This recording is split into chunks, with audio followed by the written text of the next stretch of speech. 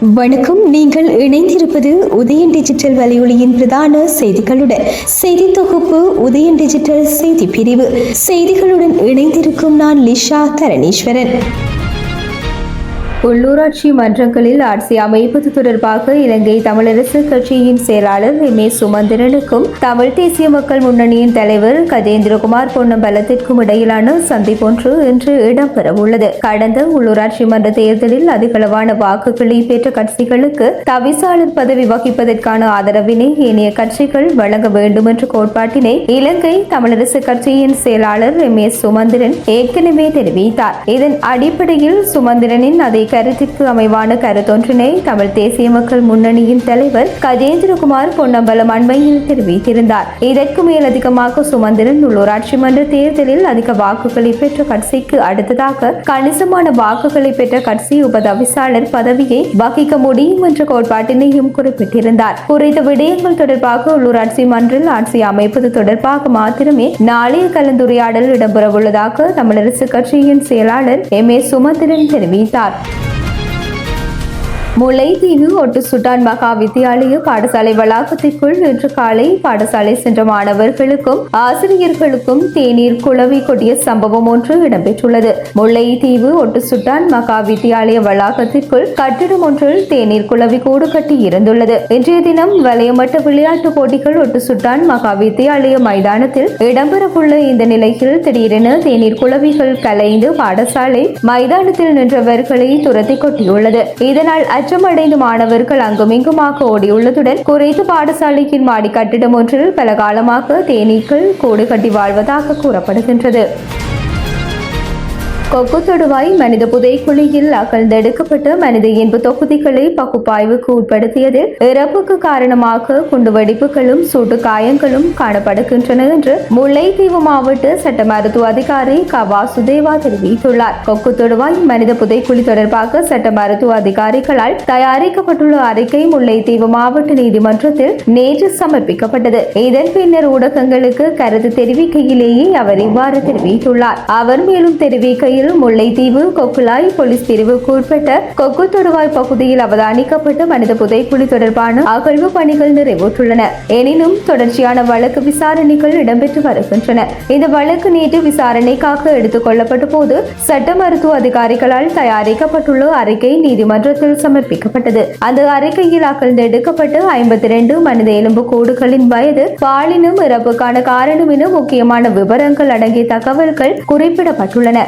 இறந்தவர்கள் யார் என அடையாளம் காணப்படவில்லை. அந்த பணிகளுக்காக அல்லது அடையாளப்படுத்தலுக்காக காணாமல் ஆக்கப்பட்டோரின் சங்க பிரதிநிதிகளை ஒத்துழைக்குமாறு அழைப்பு விடுக்கப்பட்டுள்ளது. இறப்புக்கான காரணங்களாக குண்டுவெடிப்பு, சூட்டு காயங்கள் என்பன காணப்படுகின்றன. சில எண்பு தொகுதிகளில் சில பகுதிகளே இருந்தமையால் மரணத்துக்கான காரணம் கண்டறியப்படவில்லை. ஆகஸ்ட் மாதம் 28ஆம் திகதிக்கு வழக்கு தவணையிடப்பட்டுள்ளது என்றார். இதேவேளை காணாமலாக்கப்பட்டவர்களின் உறவினர்கள் சார்பான சட்டத்தரணி நிரஞ்சன் நீதிமன்றத்தில் முன்னிலையாகி இருந்தார் என்பதும் குறிப்பிடத்தக்கது.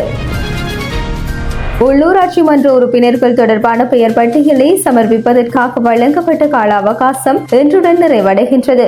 இனி கால அவகாசம் வழங்கப்பட மாட்டாது. தாமதிக்காமல் பெயர் பட்டியல் விவரங்களை சமர்ப்பிக்குமாறு அரசியல் கட்சிகள் மற்றும் சுயேட்சை குழுக்களிடம் கேட்டுக் கொள்கின்றேன் என தேர்தல்கள் ஆணைக்குழுவின் தலைவர் R.M.A.L. ரத்நாயக்க தெரிவித்துள்ளார். உள்ளூராட்சி மன்ற உறுப்பினர்களின் பெயர் பட்டியல் குறித்து வினவிய போது மேற்கண்டவாறு குறிப்பிட்டார். அவர் மேலும் தெரிவிக்கையில் உள்ளூராட்சி அதிகார சபைகள் தேர்தல் முடிவுகள் வெளியாகி 21 நாட்களுக்குள் அரசியல் கட்சிகள் மற்றும் சுயேட்சை குழுக்களினாலும் குறித்த கட்சிக்கு அல்லது குழுவிற்கு உரியவாறு பெண் உறுப்பினர்கள் உள்ளிட்ட தெரிவு தொடர்பான விவரங்களை தேர்தல் முடிவடைந்தவுடனே தேர்தல்கள் ஆணைக்குழுவுக்கு அறிவிக்க வேண்டியிருந்த போதிலும் தேர்தல் முடிவுற்று 23 நாட்கள் கடந்தும் பெரும்பாலான அரசியல் கட்சிகள் மற்றும் சுயேட்சை குழுக்கள் தமது உறுப்பினர் பட்டியல் மற்றும் பெண் பிரதிநிதித்துவம் பற்றிய விவரங்களை மாவட்ட தேர்தல்கள் தெரிவத்தாட்சி அலுவலகத்துக்கோ அல்லது தேர்தல்கள் ஆணைக்குழு சமர்ப்பிக்கவில்லை. பொது நிர்வாக மாகாண சபைகள் மற்றும் உள்ளூராட்சி மன்றங்கள் அமைச்சு பிப்ரவரி மாதம் 17ஆம் தேதி அன்று பிரசுரித்த வர்த்தமானி அறிவித்தலின் பிரகாரம் இவ்வாண்டின் ஜூன் மாதம் 2ஆம் தேதி அன்று உள்ளூராட்சி மன்ற அதிகார சபைகளின்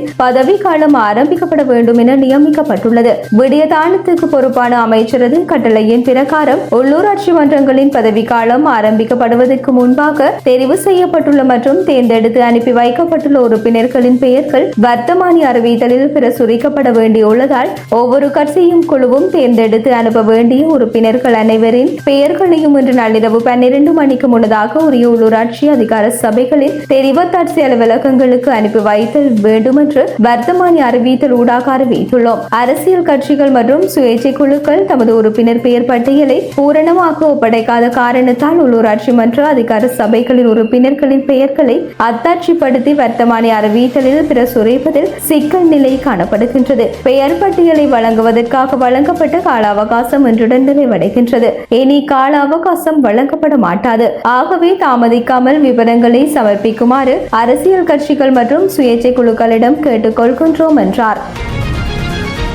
மகாவாவில் இருந்து அனுராதபுரம் வரையிலான பிரதான ரயில் மார்க்கமூடான ரயில் சேவைகள் மீண்டும் ஒரு மாதத்திற்கு நிறுத்தப்படும் என இலங்கை ரயில்வே திணைக்களம் அறிவித்துள்ளது. மகாவாவில் இருந்து அனுராதபுரம் வரையிலான பிரதான ரயில் பாதையில் 5 பாலங்களில் புனர் நிர்மாண பணிகள் நடைபெற்று வரும் நிலை ஏற்பட்டுள்ளது. சுமார் 100 ஆண்டுகள் பழமையான இந்த பாலங்களை அகற்றிவிட்டு புதிய பாலங்கள் அமைக்கப்பட உள்ளது. மேலும் 5 பாலங்களும் இந்திய கடனுதவியுடன் நிர்மாணிக்கப்பட்டு வருவதாகவும் இதற்கு சுமார் 15 மில்லியன் அமெரிக்க டாலர் செலவாகும் எனவும் தெரிவிக்கப்படுகின்றது. இந்திய கடன் திட்டத்தின் கீழ் 9,127 மில்லியன் அமெரிக்க டாலர் செலவில் இந்த ரயில் பாதையின் புனரமைப்பு பணிகள் முடிக்கப்பட்டு கடந்த ஆண்டு செப்டம்பரில் ரயில் போக்குவரத்துக்காக இந்த பாதை திறக்கப்பட்ட போதிலும் சமிக்ஞை அமைப்பு தாமதமாகி வருவதாகவும் சமிக்ஞை இல்லாததால் தற்போது அப்பகுதியில் டோக்கன் அமைப்பில் ரயில்கள் இயக்கப்படுவதாகவும் தெரிவிக்கப்படுகின்றது. முடிந்தால் மாகாண சபை தேர்தலை விரைவில் நடத்தி காட்டுமாறு தேசிய மக்கள் சக்தி அரசுக்கு ஸ்ரீலங்கா பொதுஜன பெரமுன கட்சி சவால் விடுத்துள்ளது. முன்னாள் ஆளுநர் லக்ஷ்மன் ஜாப அபேவர்தன இந்த சவாலை விடுத்துள்ளார். இது தொடர்பில் ஊடகங்களிடம் அவர் மேலும் கூறுகையில் அரசின் செயற்பாடுகளால் அதன் வாக்கு வங்கி சரிந்து வருகின்றது. முடிந்தால் மாகாண சபை தேர்தலை நடத்தி காட்டுமாறு சவால் விடுக்கின்றோம். வடக்கில் நினைவேந்தல் நடத்த அனுமதி வழங்கப்பட்டுள்ளது. கொழும்பில் கூட நினைவேந்தல் நடத்தப்பட்டுள்ளது. ஆனால் படையினருக்குரிய கௌரவத்தை இந்த ஆட்சியாளர்கள் வழங்கவில்லை. நாம் தமிழர்களுக்கு எதிராக போர் செய்யவில்லை. நாட்டு மக்களுக்கு வாழ்வதற்குரிய சூழ்நிலை இருக்கவில்லை. எனவே மக்களை பாதுகாப்பதற்காகவே போர் செய்யப்பட்டு சுதந்திரம் பெறப்பட்டது. இந்த நிலைமையை அனுர அரசு சீர்குலைக்க கூடாது. மேலும் பொய்களை சமூகமயப்படுத்தியதால் ஏற்படும் பிரதிபலன்களை இந்த அரசு விரைவில் உணரும் என்றார்.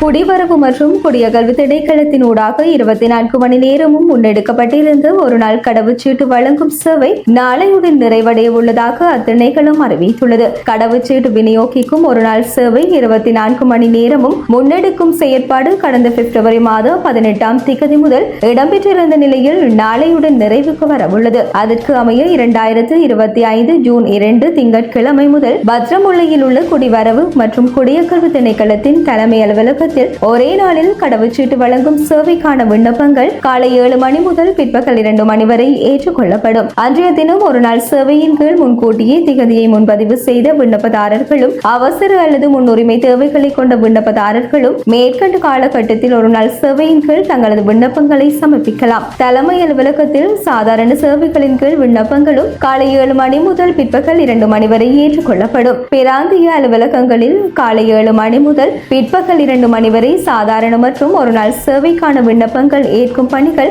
வழமை போன்று இடம்பெறும் என தெரிவிக்கப்பட்டுள்ளது. இத்துடன் உதயம் டிஜிட்டல் வலையொலியின் இரவு நேர பிரதான செய்திகள் நிறைவடைகின்றன. தொடர்ந்தும் நாளை காலை நேர பிரதான செய்திகளுடன் இணைந்திருங்கள். வணக்கம்.